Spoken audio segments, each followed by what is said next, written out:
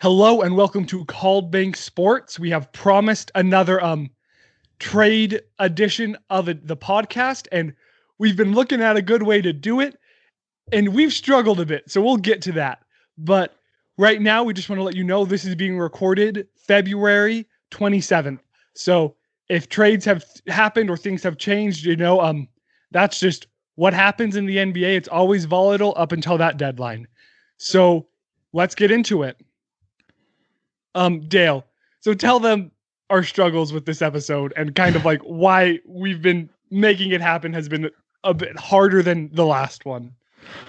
Yeah, so we've been looking at trade ideas for the Jazz. Almost all the ones that we could see that other people posted, they were just like bench warmers that we've never heard of for like multiple second round picks. And I'm just like, I don't think the Jazz want to do this because they already have a short rotation. And then so then we did find one that had some big name players, but it was awful. It was Thaddeus Young and Garrett Temple for Royce O'Neal and Derek Favors. And there's no way that's happening. So then we went to the trade machine to try to make our own trade. And we think that these trades could happen in real life, but it just wouldn't let us because it wouldn't let us use the trade exceptions. And the Jazz are in the luxury tax, so it makes it hard to acquire any new contract, even if you're trading out higher value contracts. Yeah. So, and we can't really find anything good for the Jazz. And it was really last time it was really easy. Like we did it in the first like 8 or so games of the season when the Jazz were just not who they are today. So it was like, yeah, I don't want to get rid of these players, but like we need to change something. Like if we're looking at this, but right now, I mean, the trade that we were kind of looking at that was interesting is possibly a Niang for Lou Dort. And just not entirely sure how that would help, but like if that would help, but it would be like an interesting trade like that could boost the Jazz. Whether or not OKC is selling is a different story, but what we have found instead is we found an article from NBAanalysis.net that is a trade for the other top 4 teams in the West other than the Jazz, Portland, both LA teams, and the Suns, in order to try to catch the Jazz. And we're going to go over those and talk about what we think and if we actually think that would help. So the first trade is with Portland, and this is a really interesting trade. So it's a trade. Portland is going to trade San Antonio. They're going to get Andre Drummond and a second round pick. They're going to give up Yusuf Nurkic, Rodney Hood, and a couple of first-round picks, which seems like this is very much a win-now move in my mind, and I don't know how much of a contender Portland is to make it. But what are your thoughts? Is Nurkic not playing very good this year? I believe he's hurt again. Oh, okay, is that what's happening? I think so. Let me double check on ESPN just to make sure that I'm not crazy. Since I think that's the problem, is I think he's hurt again. And so okay, he's active. I mean, he's getting 9.8 points a game and 3 assists, shooting 25 from the 3-point line. So okay, he's not doing what he used to be doing. Yeah. I have a hard time just giving up on him though, because like it takes time for him to come back from injury, right? I mean, he's 27, so like he's not like this super old guy. So getting Andre Drummond, who's in his 30s, like I almost think, how much of a win now is Portland in? Like since that's what that trade would be, is a win now move. Well, Lillard, he is getting towards the tail end of his prime, and so they only have probably a few more years of Lillard being like insanely good as he is now. He'll probably still be really good and still good enough to lead a team to a championship if he has the right pieces, but that might be their mindset. I think this is too much to give away for the Blazers. Maybe if you, I'm guessing they're having Rodney Hood in there for the contracts to line up because Drummond has a pretty big contract. Yeah, I like Rodney Hood on the Blazers, but I understand that. I think that could be a good trade. I think the picks are a little too much. I don't think the Blazers would go for it though. I don't, because that's a really big change. That's a kind of big roster switch up, trading two of your big name players, and you're playing pretty good. So if you can get Nurkic back to form by the playoffs, things might be okay for them. Yeah, I just think it's way too early to sell on Nurkic. Like maybe next year, if by the trade deadline you're not having success with Nurkic, or you find something good in the postseason. I really don't like in-season trades to begin with a lot of the time, and I don't like major in-season trades like this one. So I'm a no-go on this. I don't think Portland's going to be catching the Jazz or the LA teams. Damian Lillard's awesome, but maybe when McCollum comes back, that's going to help. But I've heard some issues with McCollum when I listen to like Trailblazers and podcasters and stuff. So it'll be interesting to see if McCollum can like return to the form that he's been in the past. If that's the case, then I bet the Blazers could get a lot back from McCollum. That's not a trade Blazers fans want because he's a fan favorite, but I bet his trade value is pretty high. And so if they're looking to make a big switch up, that could be something interesting to look at. Yeah, that could be someone that you could find a team that's selling. One caveat here, and this is something that the NBA is going to be facing this year, is now that they're doing the play-in tournament for the 9 and 10 seeds to have a chance at making it in, that makes it, instead of having like 10 or 11 teams that have hopes of making the playoffs, you have like 12, 13, or even 14 teams in each conference with the hope of making the playoffs. Every team in the league except for the dead last. Yeah, except for the dead last. So you're not going to have as many teams that are just outright selling. You're going to have like 5 or 6 instead of like 8 to 10. So mid-season trades are going to become a lot more of a rarity if the NBA sticks with this, which I think is better for the players. I think that's point. That it's better for the players, maybe not for the teams. And not as fun for the fans. Yeah, not as fun for at least general NBA fans. It might be tough if your team's always trading mid-season, but it's fun to watch other teams trade mid-season.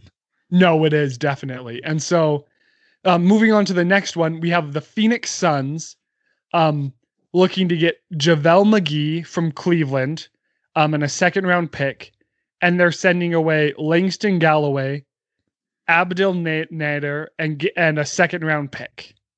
So this seems like JaVale McGee he's a good player. Been having some success with Cleveland. This looks like Cleveland's just trying to get a couple more assets in Nader and Galloway. So like overall, I could see this trade happening. I don't know the pieces nearly as well as anyone on the Suns or the Cavs would know, but like this isn't a major trade by any means for the Suns. It's more of a shore up the rotation from what I gather. Yeah, I like the trade. JaVale he's a veteran presence. I think he can be a good center off the bench in the playoffs. Obviously, he's most famous for being Javactin the Fool. But he's a good center. He's not, and if you're having him come off the bench for you, I think that's a solid role for him. In this case, I'm not super familiar with the players that Suns are trading away. I'm guessing they're young players that really haven't proven themselves. And the Suns are trying to transition into a win now because they've had Booker for how many years? Now they have Chris Paul, who's aging. Ayton, he's still young, but hopefully in the next couple of years, he'll really start being the star player that he can be. Should have taken Luka. That'd be insane. They wouldn't have Chris Paul right now if they did, but they wouldn't need Chris Paul right now if they did. But I like this trade, trading away 2 younger players. The Cavs want younger players. I think it makes sense for both sides. I don't know if they'll pull the trigger, but I wouldn't be surprised if something like that happens. And see, like these are the trades that I am a fan of because it's not like a rebuild mid-season. Since we've seen this year how many teams who have made big off-season trades have struggled because of the lack of like a preseason and an off-season and being able to meet. So with all of those issues, I feel like, well, maybe some of these trades would have been a struggle in a normal year. They're going to be outright Mount Everest in just like the year with COVID-19 and not really seeing a light at the end of the tunnel.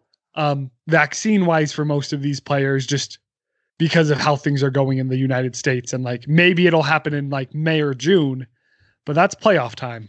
So, so I'm down with that Suns trade.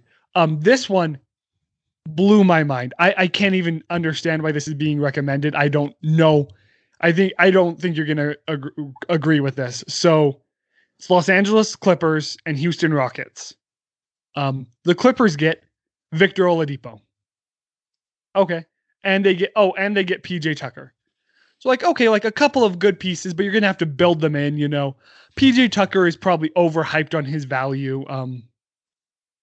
But like Oladipo is a good player. So that's some solid players. They give up Patrick Beverly, Marcus Morris Sr., Terrace Mann, and then a slew of picks that isn't worth reading. They do give up their 2027 first round pick, which means the Clippers aren't going to have a first round pick until like 2028 or 2029 if they do this. It's okay. The Clippers don't draft well anyway. I mean, yeah, that's definitely a fair point. Who did they draft? Blake Griffin? That guy's absolutely washed. No, that was just some really bad luck for Blake. I feel bad for him. But what are your thoughts here? Like this is like a mid-season rebuild for a team that I feel like is doing really well. Yeah, this is a garbage trade for the Clippers. Awesome trade for the Rockets. I think it's a worse trade for the Clippers than it is good for the Rockets, though, because what the Clippers are missing, and Kawhi Leonard has been saying it, they need more of a floor general at point guard. And so then Pat Bev is their closest thing to a floor general at point guard. They're getting rid of him. I feel like Marcus Morris and PJ Tucker, they're similar types of players. I'd rather have Marcus Morris, but they can kind of equal out. Yeah. Oladipo, I think he's good, but I don't see where he fits on this roster. Now they already have like two star wing players. Is he going to come off the bench as a sixth man? But they already have a sixth man in Lou Will. Yeah, I feel like I don't think it makes sense. I feel like what makes the Clippers so good right now is their depth, and you're giving up your depth to try to fit new pieces in. When let's be honest, I mean, after the last Jazz game, like the Jazz won the first one against a full strength Clippers, right? Barely eked out the second one against them missing three starters, and then barely lost to them in the third one. Like, if you're the Clippers, I mean, you're not chasing the Jazz at this point. You might be in the standings, but I mean, as a Jazz fan, like I'm scared of the Clippers as is, and I don't feel like they need to make any changes to like scare me. I mean, they're a good, solid team with great players. I don't even think they really need, if they got a good floor general, awesome, but I don't really think they need to make a trade. Yeah, I don't know how this trade will work out, but I have been hearing rumors that the Raptors are looking to trade Kyle Lowry and the Clippers are interested in that trade. So depending on what they give up, I think that could be an awesome move for the Clippers. And that would make them a lot scarier in the playoffs. So I don't want it to happen because it makes it tougher for the Jazz, but I think if the Clippers could make that work and not sell and not give away too much, then that would be awesome for them. Yeah. So let me be honest here. I actually think I like this trade for the Jazz. Like, go make this trade, mess with the chemistry you have, mess with your depth, and like, we'll see what happens. But I think we should also throw Kawhi Leonard in that trade. Yes. Kawhi Leonard and Paul George. For why don't we just do a team swap? Just So this one is the Lakers trade. And so this is kind of like trying to shore up their bench a bit more. And this is like another one of those trades that I think I could like. So it's Alec Burks. That's who they get. And then they give up Talon Horton-Tucker and Wesley Matthews and a future second round pick. I like that one. Who's Alec Burks on right now? I don't. He's on the Knicks. So. Oh, I think that I like that trade both ways then. Because I think Talon Horton-Tucker, I don't think he's going to turn into like. There's a ton of hype around him in the preseason, like, oh, he's the next LeBron James. I'm like, no, that's not happening. I do think he can turn into a like good sixth man or a solid starter in the league, and so I think that's a good piece for the Knicks to pick up. I don't think the Lakers need him, and I think Alec Burks can add more to the Lakers. than THT can right now. Yeah. So, I mean, I agree with you. Like, this is another good small trade. And that's what, like, shows you about how firm the Jazz are set up in the league is, I mean, I'm not scared of any blockbuster trade unless Kyle Lowry somehow works out, but I don't know who they'd have to give up for that. And, like, these small trades, like, how much do they position teams to, like, beat the Jazz or just make the team better in a sense? Like, nobody is truly chasing the Jazz right now. Just to be frank, like, I know a bunch of people want to, like, bash on the national media and stuff, but you have title teams who have won, players who have won titles in LA. You have Kawhi Leonard with his title. You have, everyone on the Lakers with their title, more or less. So you're not really, like, looking for or trying. They're not scared because they're good teams with good players. And they're confident because they should be confident. They're some of the best in the league. So, I mean, you might be chasing them record-wise, but there's no teams like, man, other than maybe the Bucks. I mean, there's no team that just the way they're constructed can't beat the Jazz at all. And I don't know what your thoughts are on that. Yeah, I think the Lakers, I think that trade would give them better chances against the Jazz. Yeah. So I think that's the Lakers' biggest weakness when playing the Jazz is their bench. And the Clippers, I think they match up really well with the Jazz as is. If they can get a player like Kyle Lowry without giving up too much, then they match up even better. So yeah, with the LA teams, I wouldn't make any major changes. I agree with you there. With the Blazers and Suns, I do think they need a little extra push to get in that conversation. Suns feel like they're a bit more in, like, a win now mode to me, just with Chris Paul being so old, than the Trailblazers. But you do have to try to keep Dame happy and show him that you're doing what you can do. So, I mean, that's what we're like. I'll be interested to see. And like I said, obviously I'm a bit biased on this because I just hate the idea of midseason trades. I mean, like, the Spurs never make midseason trades, and they have how many titles over the last 20 years? Like 5. So I might have pushed that up. It might only be 4, but, like, I'll be interested to see. Trade deadline's going to be exciting this year. And I think with COVID, I would just lean towards not doing it. Maybe in a normal season, some of these trades would be more appealing. But man, if you're not going to be able to, like, mesh with them, and the whole second half of the season is going to try to be, like, getting new game plans and more chemistry together, I just don't think that's going to end well for you this year.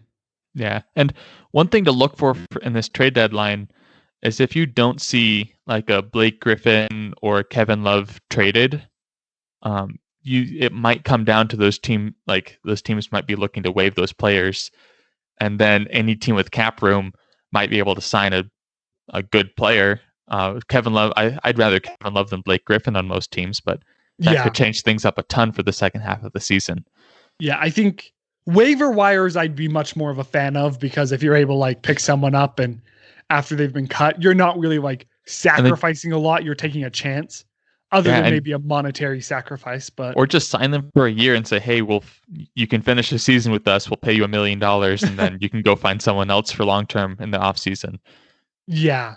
So no, it'll be fun to see. Let us know in the comments down below what trades you think. If you have some solid Jazz trades that you think they should make, please, like, drop them down there and we'll discuss those with you. And join me tomorrow for the Utah for an All-Star post game. So go Jazz, and let's do great things this second half of the season.